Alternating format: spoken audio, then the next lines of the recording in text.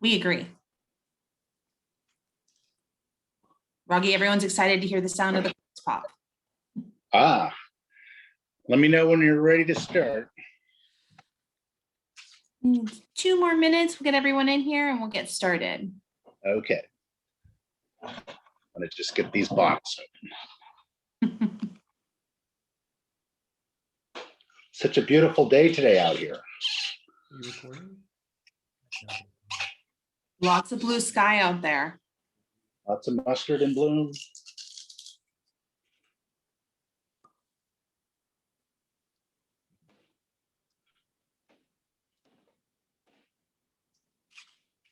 Where's everyone joining us from?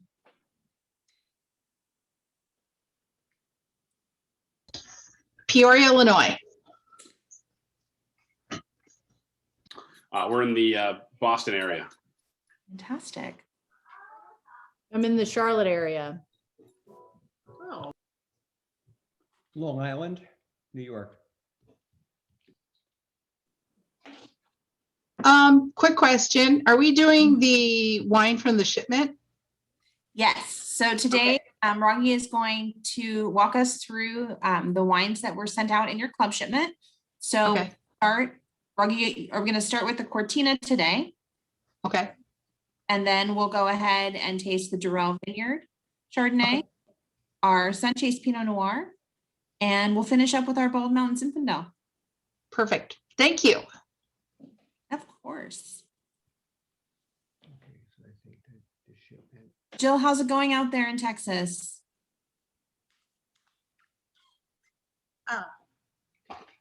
No talks. It's a beautiful day here. All the snow is melting. Glad to hear it. Glad to see you here.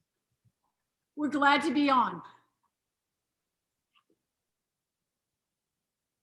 Glad to see everyone. So great to see everyone from across the US joining us today. Roggy, why don't you take it away? Okay, can everybody hear me? Good. All right, we are going to start with our 2019 Coeurtina Chardonnay. This is a wine we've been making for the last few years.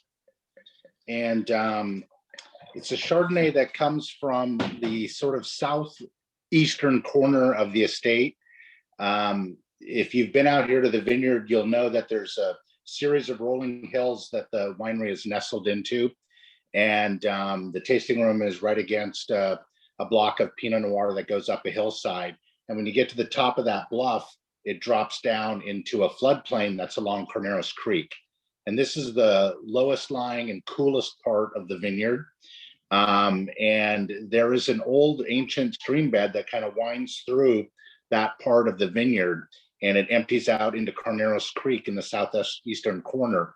So in that part of the vineyard, there's a little alluvial fan that's not on the surface. You can't really see it. It's subterranean, but the vines know it's there because their roots are going down into it. And this really impacts kind of the concentration and the character of the Chardonnay that grows in that particular section of the vineyard. And what we have planted there is a Dijon selection of Chardonnay called 548, which is a very floral, very perfumed, sort of aromatic selection of Chardonnay. And it really gets concentrated in this particular spot in the vineyard. And the combination of the really cold air and those soils really drives the intensity of the aromatics in this wine. So it's been really fun to bottle on its own.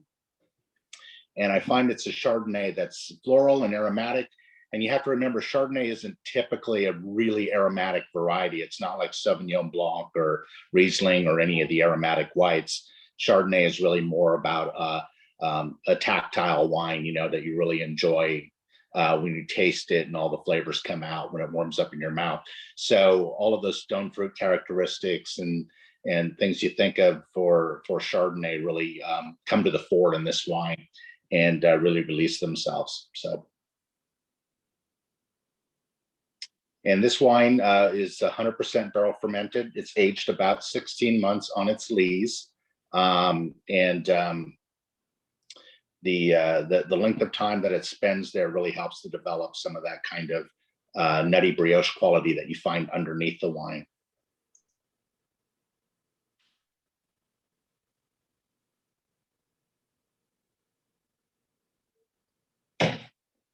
Yeah, so that's a fun wine. It's in our lineup of Chardonnays. It has both the really pretty aromatics, but a lot of opulence on the palate, real nice, kind of pleasing wine. So I hope you guys are enjoying that.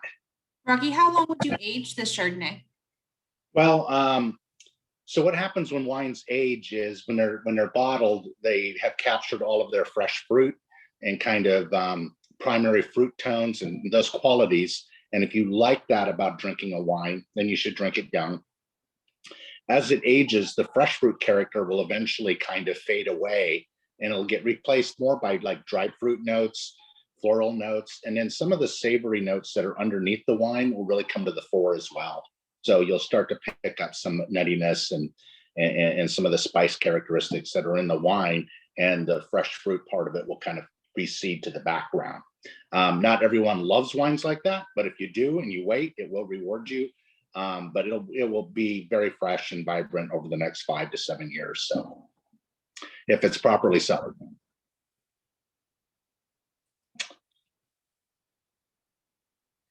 And Kelly, if there are any questions, if you can just let me know, because I'm not seeing a chat line Definitely. on my device. Yeah, and please don't, and anybody who you have any questions, please go ahead and put them in the chat box, and I'll go ahead and let Rocky know, or if you're feeling up to it, feel free to ask. All right, so I'm going to jump into the second wine here. This is our 2019 Durell Vineyard Chardonnay, and this is the first time we've done this wine, and I'm very excited about it. So for those of you who know the Los Carneros region or don't know the Los Carneros region, it was the first appellation in California that crosses a political boundary. So almost all the other AVAs are smaller subsets of a county. So within Napa Valley proper, we have about 15 different AVAs, and they're all within Napa. So Rutherford, Oakville, Stag's Leap, Spring Mountain, a bunch of these appellations you can think of are wholly contained within Napa, and the same thing in Sonoma. But the Los Carneros AVA was really the first one that was founded on kind of scientific research about the area and really what made this region unique and distinctive as a place to grow grapes. And the fact is, it sits right on top of San Pablo Bay, which is part of San Francisco Bay. And it's a low-lying region that gets its cool climate from its proximity to the bay.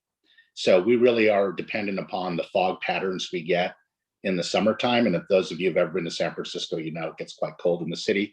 A lot of that fog works its way into Napa via the Napa River, and it kind of spreads across the whole Carneros region.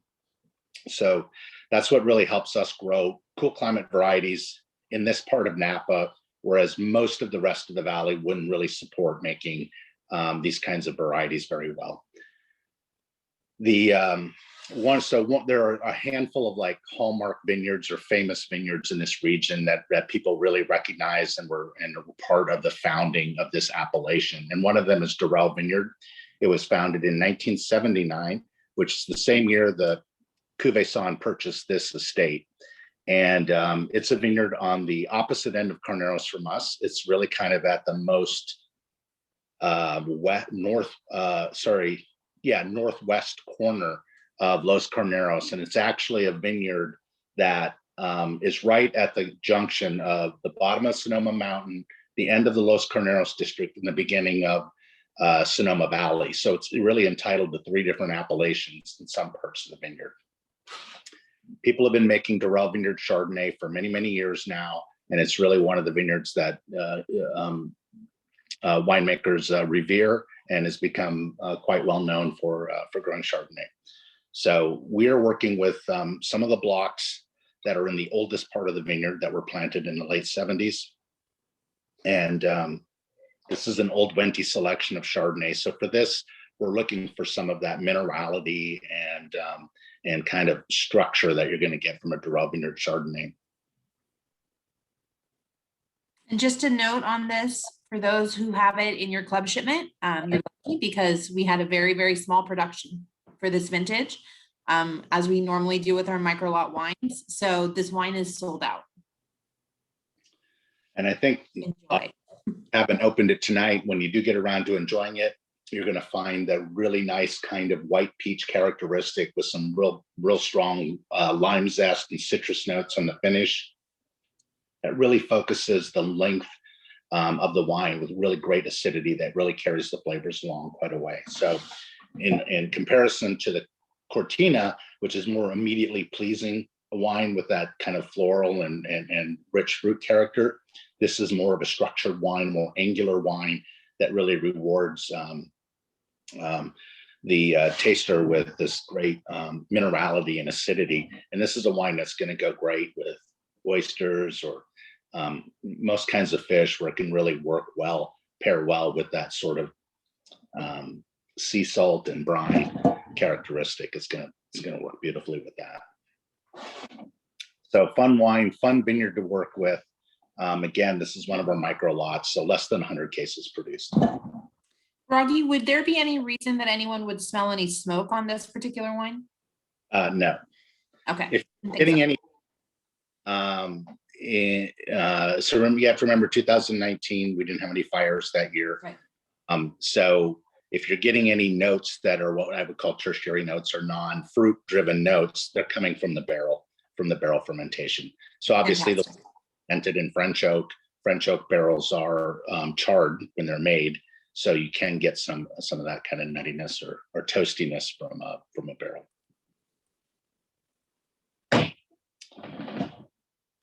All righty. So we're going to jump in then to a really gorgeous site. This is our 2019 Sunchase Vineyard.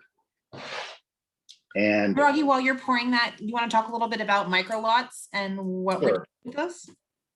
So you all know the estate label. It's the arched window with the logo in it, and that's been the Cuvaison logo and sort of design since the winery was founded in 1969. We started a few years ago with what we call our small lot production, which the Coeurtina Chardonnay is one of, and you'll notice it has a black label with the gold logo in it. And this is a wine that we love to make. We're going to make every year. We're going to produce enough for our club so anywhere from 400 to 600 cases. So it's available at the tasting room and to our wine club. It's not a wine that's sold out in the market, but it's a wine that really has been, well thought through and has a kind of raison d'etre to be. And we have a number of these wines that we produce every year. The micro lots are these white labels. And this is kind of like the winemaker's play space or white space. What this allows us to do is take things that we're interested in trialing or experimenting with. And it could be a fermentation technique. It could be a different cooper. It could be a different vineyard site. And it really allows us to kind of explore different aspects of the winemaking arena. And we usually produce these in very small lots. So we're working with 1 to 2 tons. These are kind of almost experimental size lots. And if we really like them, we'll bottle them up and have them to sell. Some of them we have been doing for a while just because we're really still exploring those sites and enjoying what we're producing from them. And one of them is this Sunchase Vineyard. This is part of our Pinot exploration, where we get to look at the impact that different terroir and different appellations have on the Pinot Noir grape. It's a variety that really expresses itself completely different in different vineyard sites. And this allows us to produce some Pinots from outside of our own vineyard and learn something about our own vineyard and how we're making our wines, and whether these little lots are informing our decision making and how we can express our site really, really well. So this is a vineyard that's in the Petaluma Gap AVA, which is in Sonoma County, and it's basically the kind of the plain that's just to the east of Petaluma that goes up into the hills. So the backsides of Sonoma Mountain, and it gets its cool climate really from the winds that funnel through a gap that runs through the town of Petaluma. So it's basically funneling wind in off the ocean rather than off the bay. and it's getting these really strong breezes in the afternoon. So it's a really marine influenced site. And this particular vineyard is at very high elevation with fairly rocky soil. So the combination of the coolness of the site, the elevation, which is going to help drive concentration of tannins, along with the rocky soils, which are going to do somewhat of the same thing, you really end up making these kind of different wines than what we can make here at the Carneros Estate. And this is a fun vineyard. I'm working in different sections of it. So I have some fruit that's from the middle of the vineyard and then some from the very top. And one of the things about Pinot is it really likes to be in the hearts of the hills. It's very sensitive to soil depth. It doesn't always like to be on the top of a hill, and it doesn't generally like to be at the bottom of the hill. Usually you'll plant Chardonnay at the tops and bottoms of vineyard sites like this because Chardonnay is very forgiving and enjoys being wherever it's at. But Pinot Noir is pretty finicky, and it really likes to be kind of in the Goldilocks zone, if you will, in any kind of given vineyard site. Froggy, now that we've produced 3 vintages of this particular wine, what would you say the differences have been vintage to vintage that you've noticed? Well, so vintage to vintage, the 2018 was the coldest vintage. So the wines are kind of more bright red fruited, have greater acidity to them, and are a little more angular, and are going to take longer to open up. And I wouldn't hesitate sitting on the 18s for 4, 5, 7 years before you really get into drinking them. If you drink them sooner, you're going to enjoy them. They're fresh fruit and all of that. 17 was a warmer, earlier year. So you're going to have a kind of a more pleaser wine. It's going to be more opulent and rich in character. But I always find these really nice kind of crushed berry characteristics from that vineyard. The wines tend to be quite perfumed, which isn't always true with Pinot Noir. So really a nice floral aspect to that site.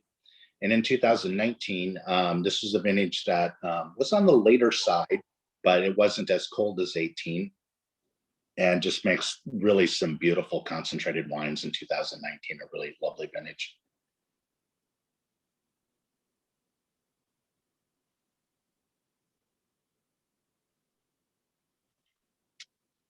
All right, any questions on Sunchase? Not yet. Everyone's enjoying it so much, I think. Too busy drinking the wine. Good.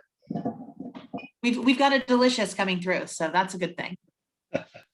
Yeah, it's a really fun site. I have to drive a couple miles through a cattle ranch to get to this place, and there's always the cattle don't care that I'm there. They're always walking in front of the car and making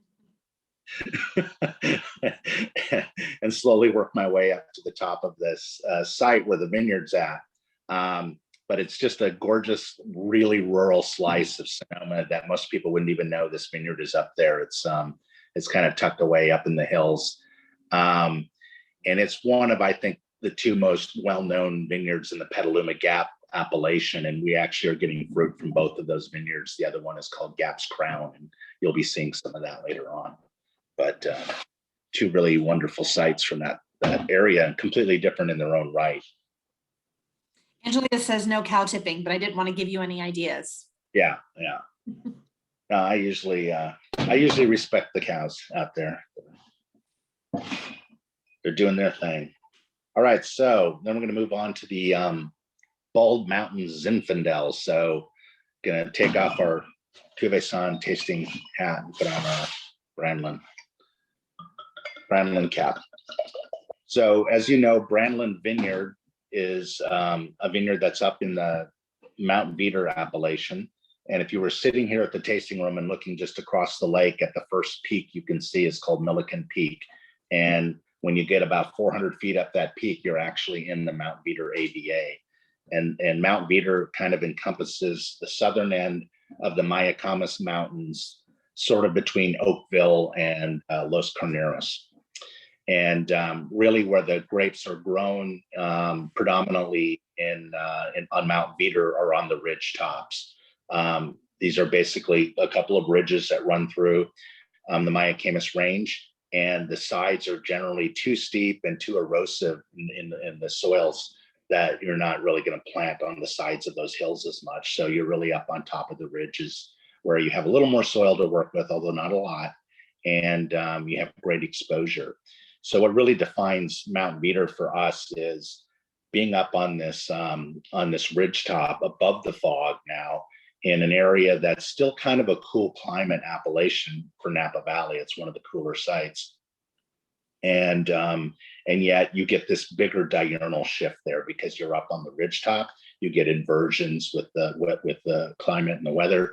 And so you have a really long growing season with more heat in the daytime, but much colder at night. And sometimes the cold actually goes away near harvest time when you get these inversion layers and the cold air sinks down here. So it's really an interesting place. And the soils are quite rocky.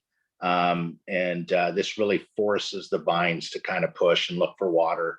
And the other thing that really happens on a mountainside is the berries get quite small and very thick skinned, because they're really just responding to the environment. The berry wants to protect the seeds that are inside, and it does that by thickening its skins and kind of putting on an extra coat. And the importance of that for us making wine is all the color and tannin in a red grape is in the skins. So the thicker the skin is, the bigger the reservoir of color and tannin we have to work with. So when we crush these berries open in the fall, they have very little liquid to dissolve into, and they have a ton of color and tannin that just kind of pours out of them. So these wines are almost the reverse of what we do down in Carneros, in the sense that we're not trying to build these wines up. We're actually trying to sculpt them down. They're like a big block of marble that we can have to just, sort of soften and work the edges and kind of make it more approachable and forgiving, because it really wants to be monolithic. And that's really the beauty and the difference between mountain wines. So even if they seem soft to you when you open them and drink them, underneath there's a lot of tannin, and these wines are going to age for a long time. Now, Zinfandel is... I was just going to ask about that with the aging side of it. I know, this just came in our recent shipment, but what do you think would happen with this wine, 2-5 years from now, that kind of thing? What do you expect from an aging perspective on this type of wine? Yeah, I think these wines are going to age beautifully. Now, remember, this is Zinfandel, not Cabernet, and Zinfandel is a much better than Cabernet. So it's not going to have the same necessary aging potential that Cabernets will have, but these wines are going to age pretty well. This Zinfandel is coming from Bald Mountain Vineyard, and which is also on the ridgeline up there, but it's a little further north and the soils are a little loamier. So it's gonna be a little jammier and a little more fruit forward than the Brandlin Vineyard Zinfandel is. But these wines do age very, very nicely. And then when obviously the Cabernets that come off of Brandlin Vineyard age quite well.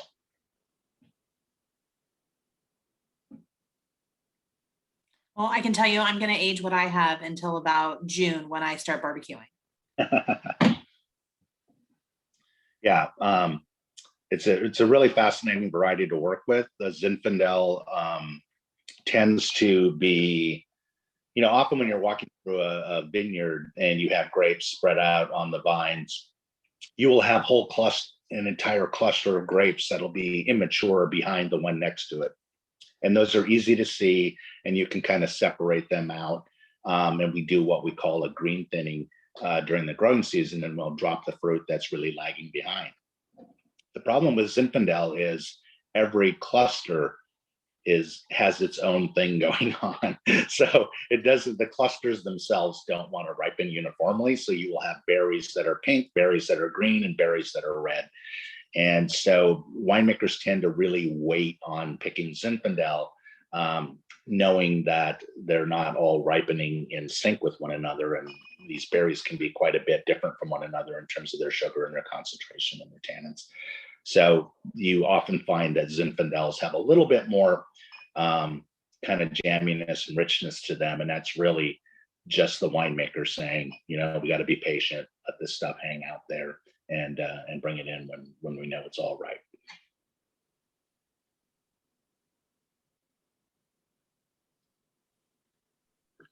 So you've been making this Yeah, wine that- for a number of years, at least the Bald Mountain before. Mhm. How do you think this vintage compares to others in the past? Well, again, I think the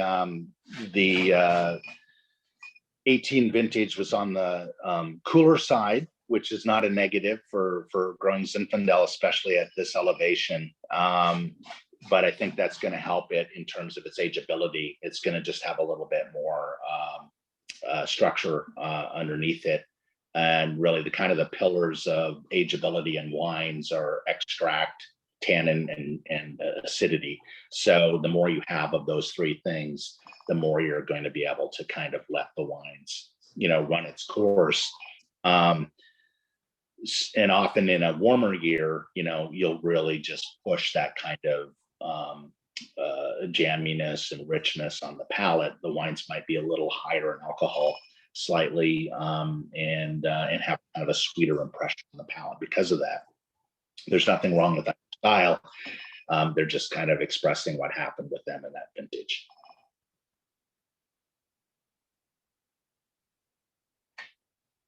A little step back, but can you talk a little bit about malolactic fermentation and how it works in white wine and how it works in red wines?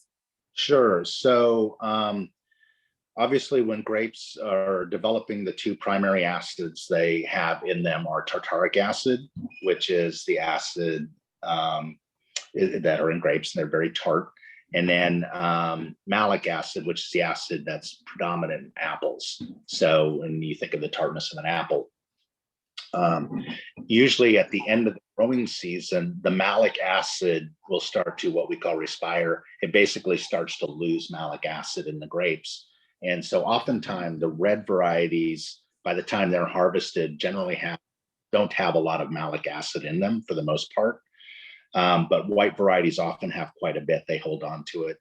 So the winemaker can make a decision if they want to soften the wine or attenuate the acidity a bit so it isn't so sharp on the finish. They can put the wine through lactic fermentation. And so this is a secondary fermentation, and it's not done by yeast cells, it's done by bacteria cells. And the bacteria convert the malic acid, which is a pretty sharp acid, into lactic acid, which is like the acid in milk. It's a much softer, kind of creamier sensation. And this conversion then just sort of softens the wine. It changes the pH a little bit of the variety, but what you're really tasting is the acidity, and there's less acidity in the wine, especially on the finish. And the acidity that's there is a kind of a softer acid. It can also develop some secondary flavors though as well. In some cases, those can be buttery notes or coconut notes, or some of these different kinds of secondary flavors that you sometimes get in Chardonnay. And we make one Chardonnay, for example, called Hedon, where we really push that malolactic sensibility. The fruit is picked a little bit riper, and the idea is to really drive that kind of combination of barrel fermentation, lees contact, and malolactic, so you get this sort of really kind of full volume of those flavors. Whereas typically, like our estate Chardonnay, we don't put it completely through malolactic. We're looking for the right balance of acid, and I'm really trying to avoid having any buttery notes in those wines. I really want the attenuation of the acidity, but I want the wine to really showcase the fruit from the vineyard. And those are really the stone fruit characteristics that we get from our vineyard. And these wines are similar in the sense that these do go through malolactic, especially the old Wente clone, like what you get from Durell Vineyard, tends to be quite high in acid. So I try to work with ML long enough that there are techniques that where you can push that buttery side or you can avoid that buttery side. That's generally what we try to do with the MLs and most of the Chardonnays, is just get that attenuation of acidity, that softening impact, but not really drive that overtly buttery character.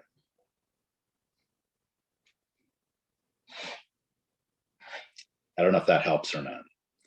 And then in red wines, generally, like with our Cabernets from Brandlin, by the time they're harvested, there's hardly any malic acid left.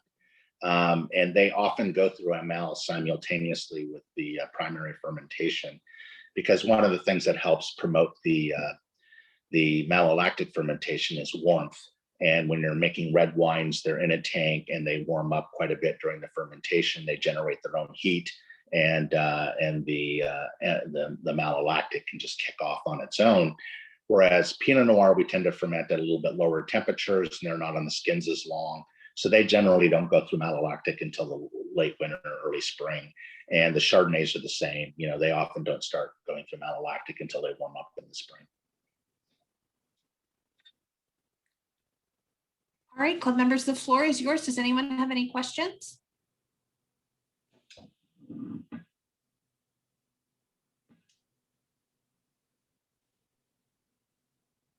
I think there was a question about the strains of bacteria.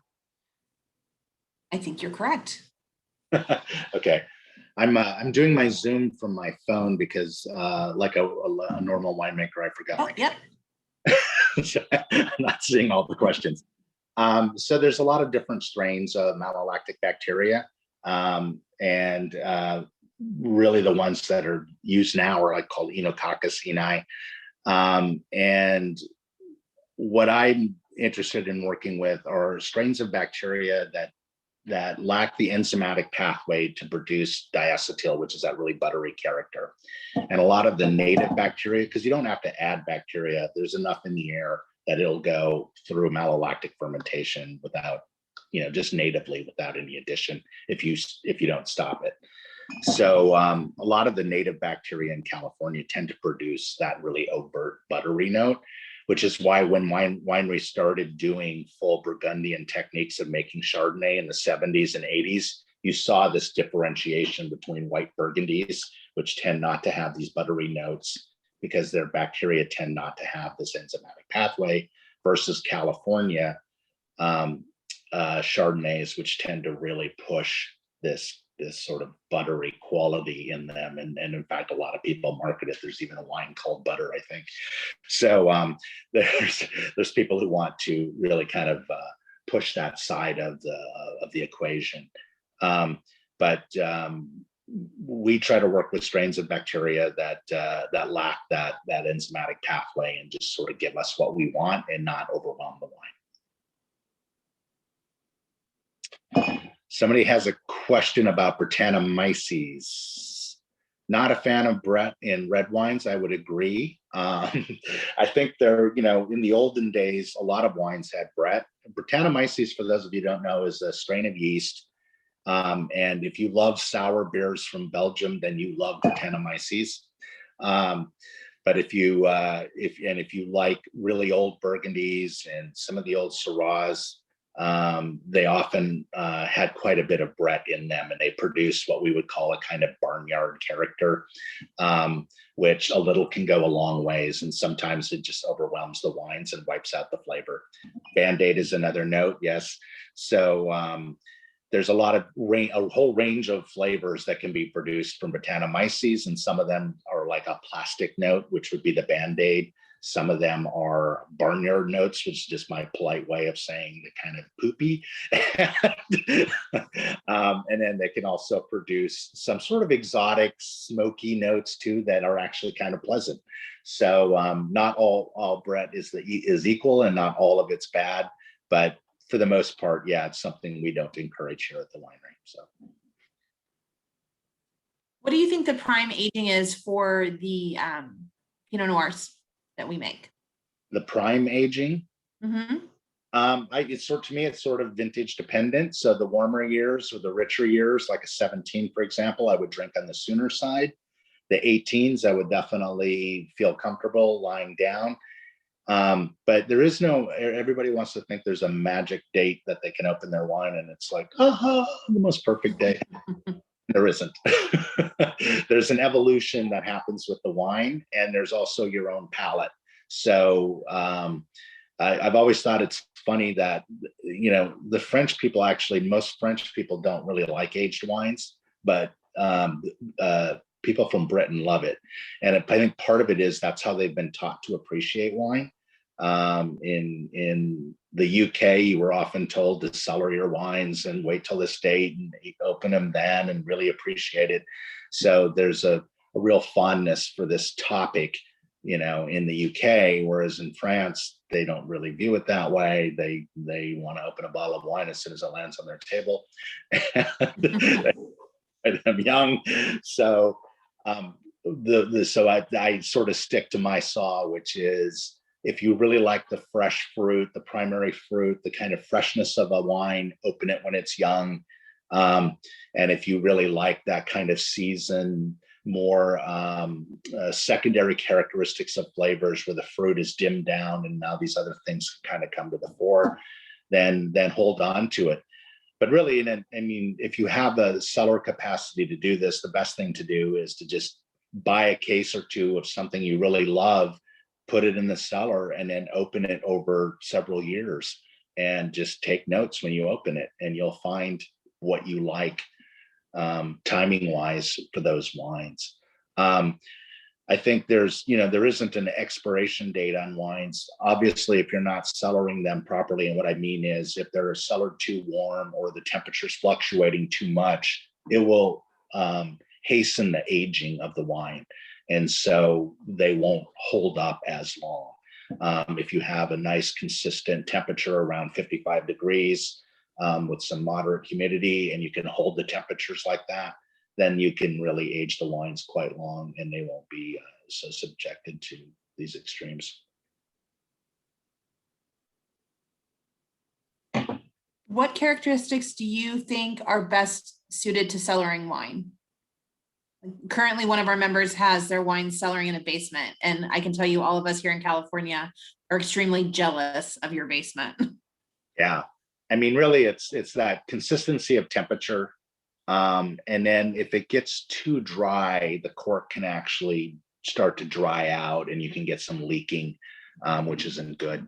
But if you get heat events, it can also push the cork and the wine can flood along the sides of the corks and start to deteriorate the cork as well. So, and chemically what's happening, most of the real drama of the aging of the wine is happening in the cellar when it's in barrels and whatnot. And then when it goes into a bottle and you put this cork in it, now suddenly you cut it off from oxygen, and oxygen is a catalyst for a lot of reactions.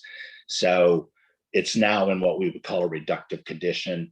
And basically the reactions that are going to happen really, really, really slowly. And the only thing that's really going to change it in the bottle then is the temperature. And so the higher the temperature, the faster you're going to drive those reactions. And so if you have periods of great fluctuation in your cellar, then they're just not going to age as long as if you can keep them at a constant temp. And it's about 60% humidity is the best to age your wines in. If you had the perfect space, would you say about 60%? Yeah, I mean, if it gets too humid, then you're going to get mold developing around that area of the bottle. I mean, there are people who've rescued bottles of wine from the bottom of the ocean that have aged beautifully. So it doesn't mean you can't be in a humid environment, but you're just going to have a little messier experience. And as far as temperature fluctuations, is this something that is just like any temperature fluctuation, or something that's like a very extreme?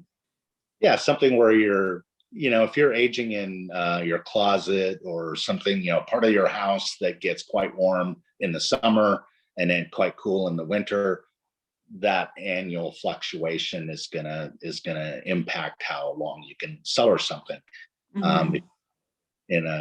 In a cool, damp basement, for example, and it doesn't really change that temperature that much, then you're in a better spot. And what are your favorite foods to pair with the sunchase?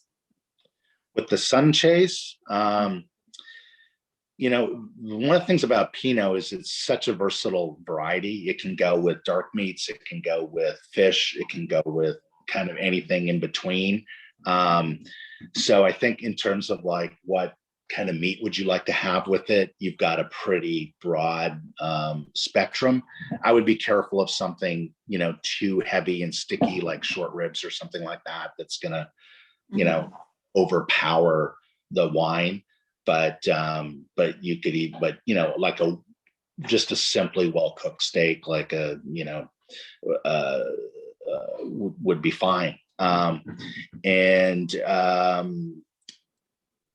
other thing I would avoid are, some vegetables that are really strong, like asparagus or something like that. That's going to kind of push that that sort of camp. You might not find as pleasant with the wine, but it's got good acidity, so it's gonna pair with more things than a Cabernet will, in my opinion. I had it with salmon last night. It was pretty good. If you were looking at aeration of wine, what is your first choice? Because there's so many different products on the market that are being pushed to aerate wine. Yeah. I mean, I think just a simple old-fashioned decanter. If you have something you really feel needs some time to open up, then yeah, you could decant it. There are a lot of gizmos that you can pour through that'll swirl some wine into it, but that's what the glass is for. So, yeah, it's like, I don't eat a lot of those products. I'm sorry. I'm sort of old school. I find that if there's something that I know from experience needs some time to open up, I'll decant it an hour before dinner or something like that. I'm actually going to have a bottle of our 2000 Cabernet tonight when I get home with the dinner I'm cooking, and I'm going to decant that when I get home, so it can sit for a little bit.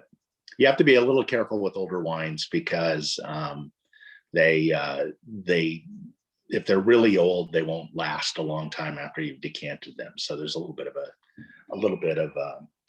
there's a curve. So young, big wines, get them out early. Old, kind of more delicate wines, don't give them as much time, but they might need some air because they've been in the bottle a long time. Do you recommend decanting Pinots? Pardon me? Do you recommend decanting Pinots? Generally not, but I have had Pinots that I think have warranted it. And again, I brought up like 18. I mean, if you have a really wine from a really cold vintage that has that is kind of tightly wound, then getting some air into it can be very beneficial. I think that's often more true with Burgundies from a cold year than say Pinots from most of California. But or if you have that Brettanomyces thing, that can help. Have you heard about people putting wine in blenders? What's your thoughts? I don't know. I have a blender, but I put gin and ice cubes in it. So good choice. Good choice. Great. Got some fun questions coming through. Sure. All right. Anyone have anything else today? Or are we just enjoying the wine? Because it looks like everyone's enjoying the wine.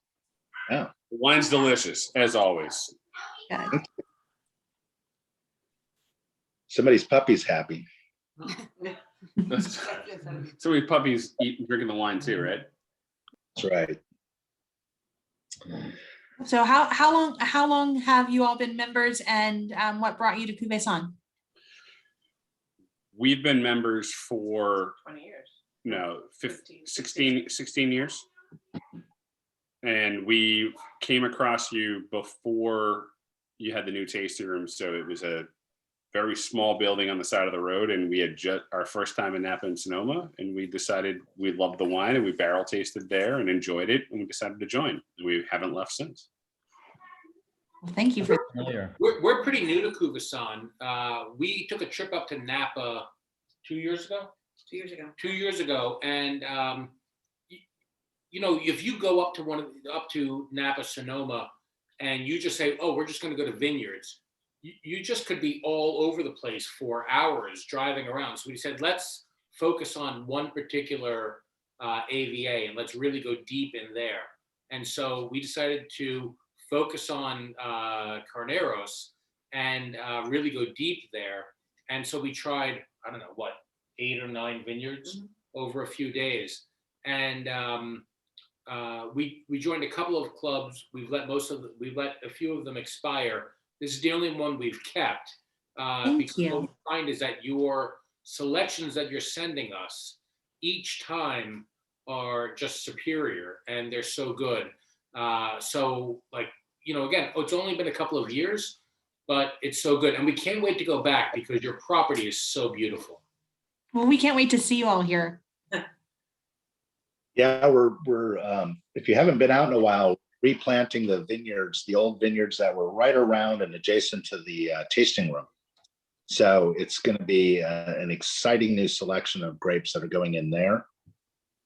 And we also have 35 acres that we planted in 2018 that are going to be coming online this year, which I'm super excited about. So I'm going to have new selections of Pinot Noir and Sauvignon Blanc to work with from that site. And then as the new vineyard comes in, we will even have a little bit of Grenache and Syrah that are new to us, new selections to us. So it's going to be.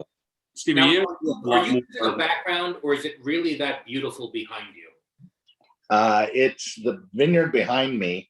I'm actually not sitting in the tasting room because there's a number of people sitting there, and we're trying to be respectful of people's space during this time.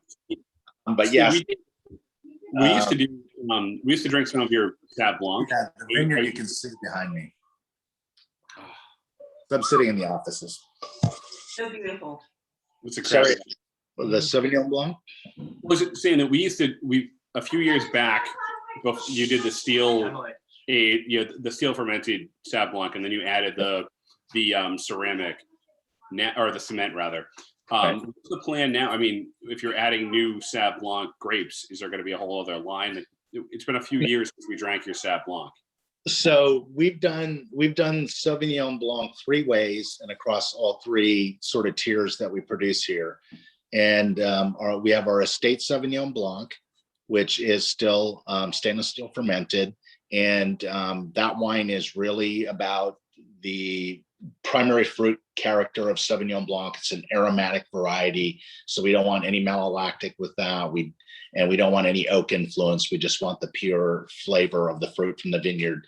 And we bottle that after about 5 months, so it's really goes into the bottle fresh. And it's that just kind of pure expression of Sauvignon Blanc. And then in the black label, the small lot series, we started making some Sauvignon Blanc in concrete some years ago now.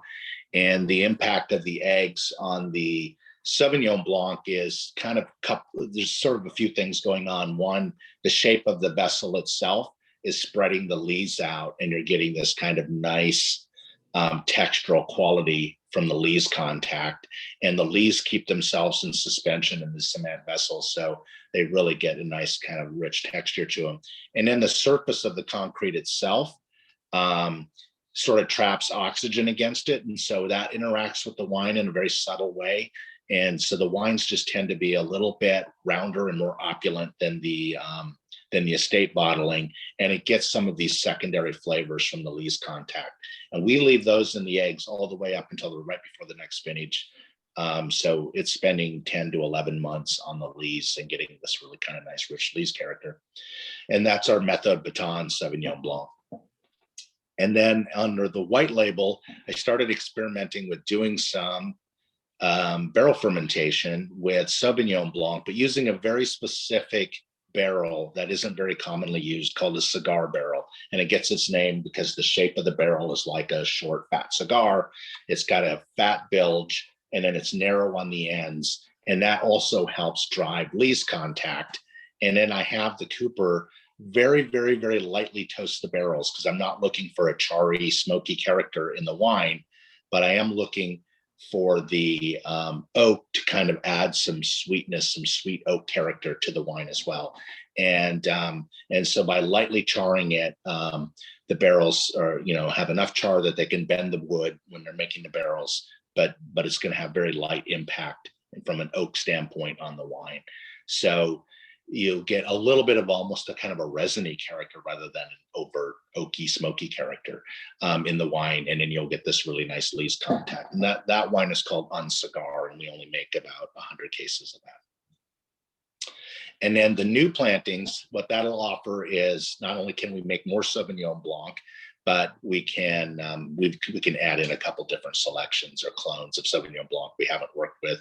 One of them is the Chateau d'Yquem clone, and another one is a really cool clone that comes from the Loire Valley in France. So really excited to start playing with those selections as well.